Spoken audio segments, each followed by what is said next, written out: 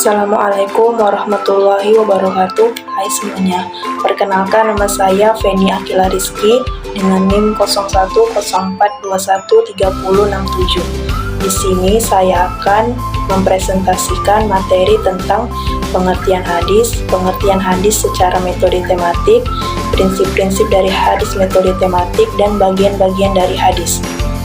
Untuk memenuhi tugas pada mata kuliah Hadis Tematik Manajemen Dakwah oleh dosen pengampu Bapak Haji Muhammad Iqbal Abdul Muin LC.MA. Langsung saja kita masuk kepada materi yang pertama, yaitu pengertian dari hadis. Hadis secara bahasa berarti berbicara, perkataan, dan percakapan. Hadis disebut juga sebagai sunnah, dan secara istilah, hadis berarti segala perkataan atau sabda, perbuatan, ketetapan, dan persetujuan dari Nabi Muhammad SAW yang dijadikan sebagai landasan syariat dari Islam. Dan materi selanjutnya tentang pengertian hadis metode tematik. Definisi. Hadis metode tematik atau metode maudhu'i adalah metode pembahasan hadis sesuai dengan tema tertentu yang dikeluarkan dari sebuah buku hadis.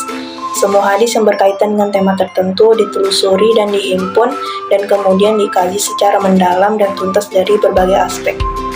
Adapun langkah-langkah dari hadis metode tematik ini adalah: yang pertama, menentukan kata kuncinya; yang kedua, menentukan judul yang spesifik; yang ketiga adalah menentukan sumber primer; keempat, memilih sumber-sumber sekunder; kelima, melakukan tahrij hadis; keenam, melakukan analisis literal; ketujuh, melakukan pelacakan; kedelapan, memberikan analisis korelatif; yang kesembilan adalah memberikan kesimpulan akhir. Dan materi selanjutnya adalah prinsip hadis metode tematik.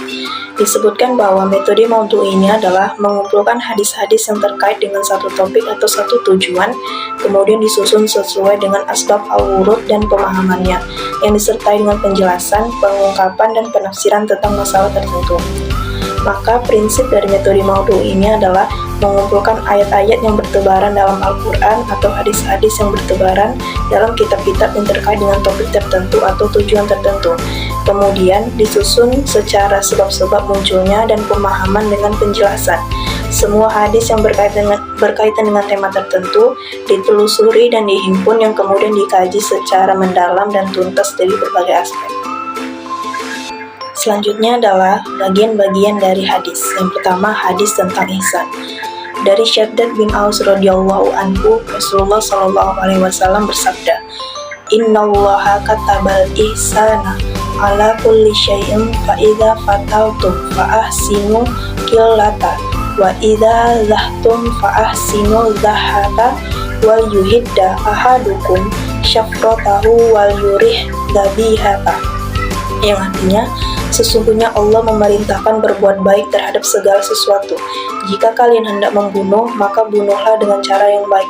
Jika kalian menyembelih, maka sembelihlah dengan cara yang baik pula. Hendaklah kalian menajamkan pisaunya dan senangkanlah hewan yang akan disembelih. Hadis riwayat Muslim nomor 1955. Dari hadis ini dapat dijelaskan bahwa hadis ini berisi tentang perintah untuk berbuat baik pada diri sendiri juga pada setiap makhluk, sampai pada saat menyembelih dengan berbuat baik pada hewan yang akan disembelih, dan perintah untuk menyenangkan. Dan yang kedua adalah hadis tentang profesionalisme. Hadis Rasulullah banyak yang mengarahkan umat manusia agar beretos kerja yang tinggi dan mengarah kepada profesionalisme. Di antaranya adalah An Aisyah radhiyallahu anhu qala Rasulullah sallallahu alaihi wasallam, "Innallaha ta'ala yuhibbu idza amila ahadukum amalan an yutskina." Artinya, dari Aisyah radhiyallahu an, sesungguhnya Rasulullah sallallahu alaihi wasallam bersabda, "Sesungguhnya Allah mencintai seseorang yang apabila bekerja mengerjakannya secara profesional." Hadis riwayat Tabrani nomor 891. Di hadis ini dijelaskan bahwa hadis ini berupa dapat dijelaskan bahwa betapa besarnya bimbingan ajaran Islam agar manusia memiliki iman dan takwa yang sempurna, beretos kerja tinggi, dan mengarah pada profesionalisme. Selanjutnya adalah hadis tentang public relation. Banyak juga hadis-hadis yang menerangkan tentang pentingnya membina hubungan masyarakat atau antar manusia, seperti An Abi Musa radhiyallahu anhu qala Rasulullah sallallahu alaihi wasallam, al-mu'minu lil mu'mini kal bunyani yashaddu ba'duhu ba'dha, yang artinya Abu Musa mengatakan bahwa Rasulullah bersabda, orang mukmin yang satu dengan yang lain bagai satu bangunan yang bagian-bagiannya saling mengokohkan. Hadis riwayat Muslim.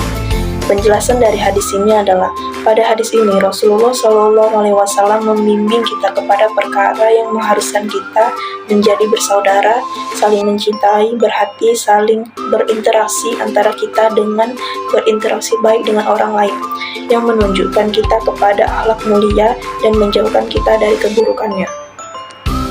Selanjutnya adalah hadis tentang kewajiban berdakwah. Hadis Sahih Bukhari tentang dakwah.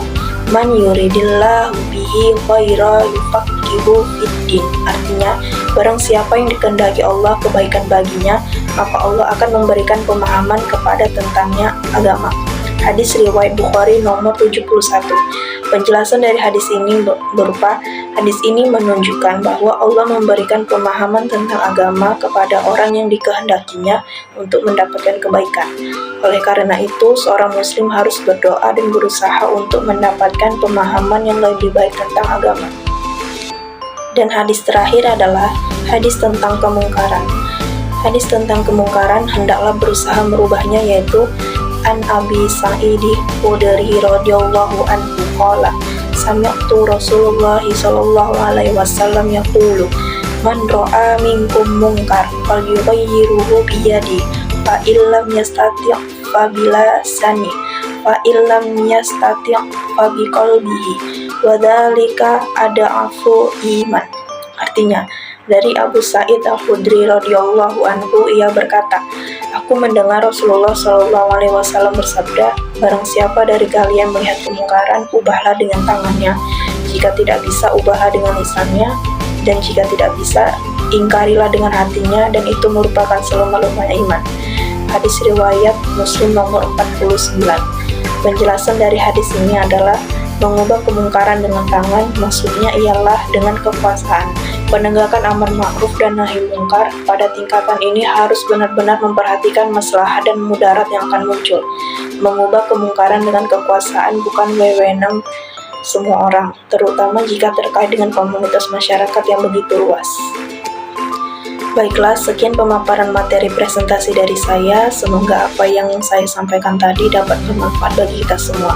Akhirul kalam, wabillahi taufiq wal hidayah. Wassalamualaikum warahmatullahi wabarakatuh.